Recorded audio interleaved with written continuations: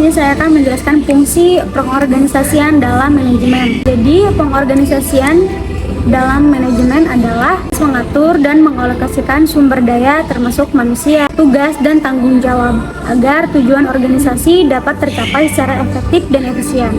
Fungsi ini meliputi pembagian kerja, pembuatan struktur, organisasi, penetapan wewenang, serta koordinasi antar bagian agar semua anggota mengetahui peran dan tugasnya dengan jelas. Jadi singkatnya, fungsi pengorganisasian adalah kunci untuk menyusun struktur dan mengelola sumber daya agar organisasi dapat berjalan sesuai rencana dan mencapai tujuan yang telah ditetapkan.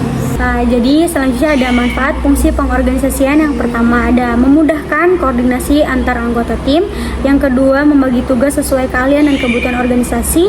Yang ketiga, mempermudah pengawasan dan pengendalian. Yang keempat, mengoptimalkan penggunaan sumber daya dan fasilitas.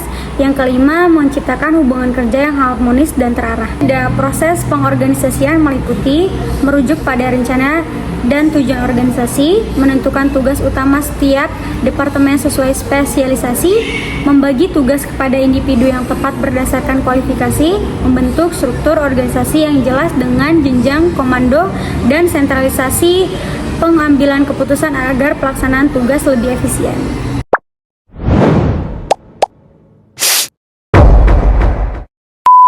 Selanjutnya saya akan membahas mengenai teori struktur organisasi.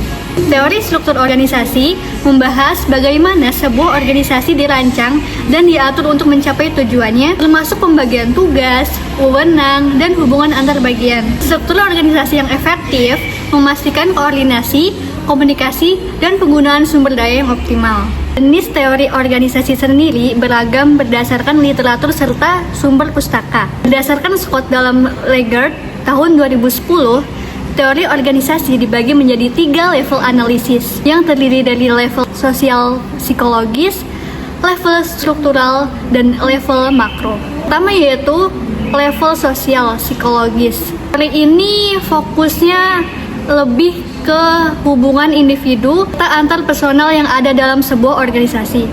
Kemudian yang kedua yaitu level struktural, merupakan teori organisasi yang lebih berfokus pada sebuah organisasi secara umum serta subdivisi dari sebuah organisasi. Contohnya seperti departemen, tim, dan sebagainya. Yang terakhir yaitu ada level makro.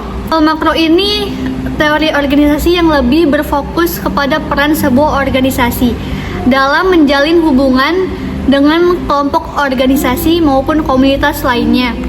Pada perkembangannya, organisasi ini telah mengalami berbagai perubahan yang terjadi dari masa ke masa, yang dapat dilihat melalui berbagai variabel yang menjadi pusat perhatiannya. Digolongkan menjadi 3, yaitu teori manajemen ilmiah, teori hubungan antar manusia, dan teori aliran kuantitatif. Pertama yaitu teori manajemen ilmiah atau klasik. Dalam teori manajemen ilmiah ini terdapat variabel yang diantaranya adalah pentingnya peranan manajer, pemanfaatan serta pengangkatan tenaga kerja, tanggung jawab serta kesejahteraan karyawan, dan iklim yang kondusif. Kemudian yang kedua yaitu teori hubungan antar manusia. Dalam teori ini, pendekatan yang dilakukan berupa pendekatan psikologis terhadap bawahan, di mana dengan mengetahui perilaku seseorang bawahan sebagai suatu kelompok hubungan manusiawi yang bertujuan untuk menunjang tingkat produktivitas orang tersebut dalam bekerja. Jadi, hal tersebut yang membuat adanya satu rekomendasi bagi para manajer yang ada dalam sebuah organisasi, di mana organisasi itu merupakan sebuah sistem sosial yang harus memperhatikan kebutuhan sosial serta psikologis karyawan yang ada di dalamnya sehingga produktivitasnya dapat lebih tinggi. Teori aliran kuantitatif. Dalam teori aliran kuantitatif ini, keputusan manajemen lebih difokuskan berdasarkan atas perhitungan yang dapat dipertanggungjawabkan tingkat keilmiahannya. Pendekatan ini juga dikenal sebagai pendekatan ilmu manajemen yang pada umumnya memiliki langkah-langkah seperti merumuskan masalah, menyusun sebuah model aritmatik, mendapatkan penyelesaian dari model yang ada, mengkaji model serta hasil model, menetapkan pengawasan berdasarkan hasil, dan yang terakhir adalah mengadakan implementasi. Teori birokrasi. Teori birokrasi ini pertama kali dikemukakan oleh Max Weber yang ada di dalam bukunya yang berjudul The Process and Ethics and Spirit of Capitalism. pada awalnya berasal dari kata legal, rasional, yang dimana sebuah organisasi itu legal karena memiliki wewenang yang berasal dari seperangkat aturan prosedur serta peranan yang telah dirumuskan secara jelas, secara detail. Organisasi juga disebut rasional dalam menetapkan tujuan serta perancangan organisasi dalam mencapai tujuan yang ingin dicapai tersebut. Yaitu ada teori administrasi. Ini sebagian besar dikembangkan atas dasar sumbangan dari Henry Fayol serta Lyndall Ulrich yang berasal dari Eropa, dan juga Muni serta Rayleigh yang berasal dari Amerika. Sebagai seorang industrialis dari Perancis, Henry Fayol hidup pada tahun 1841 hingga 1925 dan mengemukakan serta membahas 14 kaidah manajemen yang hingga saat ini menjadi dasar dari perkembangan teori administrasi. Henry Fayol juga merinci berbagai fungsi kegiatan administrasi yang dijadikan berbagai elemen manajemen dan dikenal juga dengan sebutan Fayol's Functionalism, merupakan teori fungsionalisme Fayol yang terdiri dari perencanaan, pengorganisasian, pemberian perintah, pengkoordinasian, serta pengawasan. Ini itu teori yang dapat saya paparkan. Kemudian dari pemaparan di atas, apa sih pentingnya struktur organisasi? Jadi, struktur organisasi itu penting untuk keberhasilan organisasi itu sendiri untuk mencapai tujuannya. Struktur organisasi yang jelas dan baik membuat karyawan memahami peran dan tugas mereka. Struktur yang baik memungkinkan komunikasi yang efektif dan pengambilan keputusan yang tepat.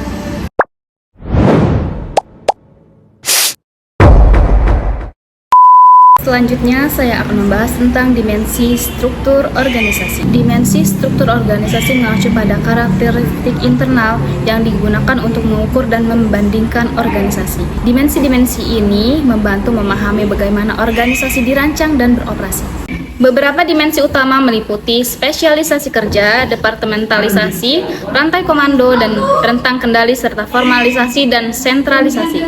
Dimensi tersebut meliputi yang pertama yaitu spesialisasi kerja, yaitu tingkat di mana tugas-tugas dalam organisasi dibagi menjadi pekerjaan yang terpisah.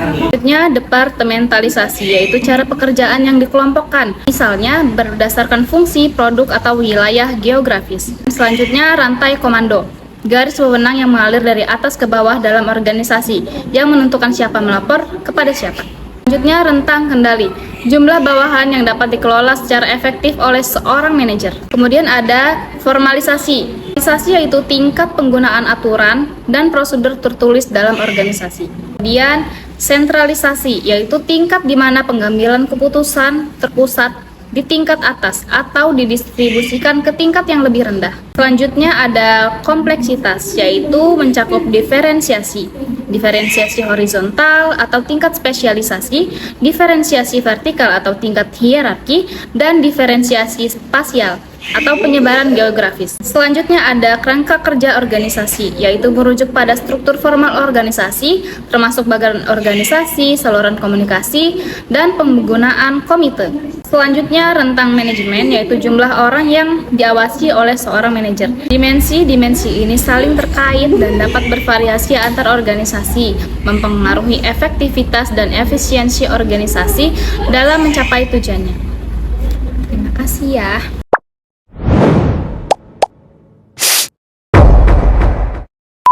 Selanjutnya, mekanisme integrasi koordinasi. Mekanisme integrasi koordinasi adalah kunci untuk menyatukan berbagai pihak agar dapat bekerja sama secara efektif dan efisien demi mencapai tujuan bersama. Ini melibatkan beberapa tahapan dan prinsip penting.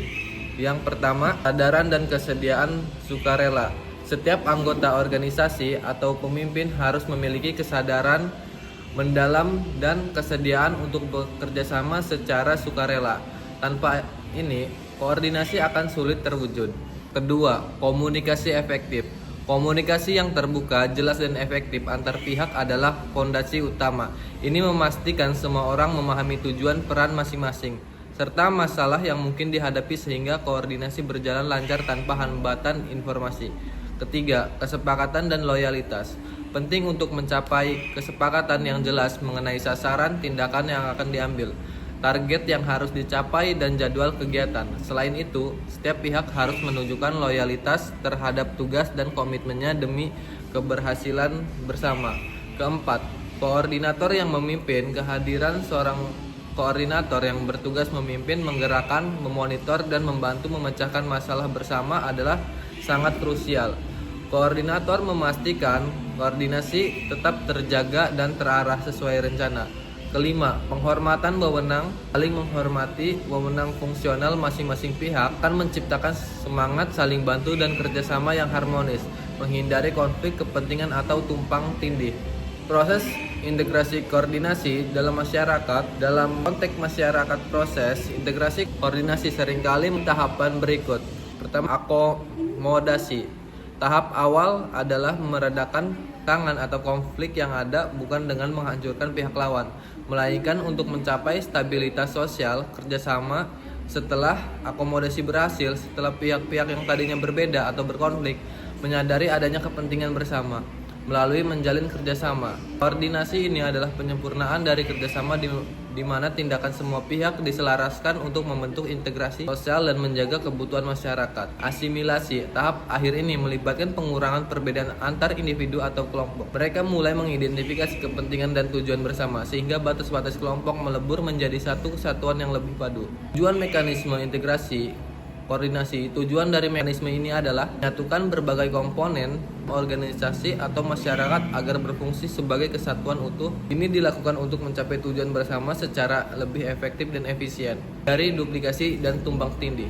Kerjaan memastikan setiap sumber daya dan upaya digunakan secara optimal melalui koordinasi proporsional dan terarah, meningkatkan produktivitas dan mempercepat pencapaian tujuan organisasi atau masyarakat, terutama ketika menghadapi keterbatasan sumber daya. Singkatnya, mekanisme integrasi koordinasi adalah proses menyeluruh yang melibatkan komunikasi yang baik, kesepakatan yang jelas, kepemimpinan yang efektif, dan saling menghormati. Semua ini bertujuan untuk menyatukan berbagai pihak dalam mencapai tujuan bersama secara efektif dan harmonis. Struktur organisasi membahas bagaimana sebuah organisasi dirancang dan diatur untuk mencapai tujuan. Ini mencakup pembagian tugas, alokasi wewenang, dan bagaimana hubungan antar bagian dalam organisasi dibangun.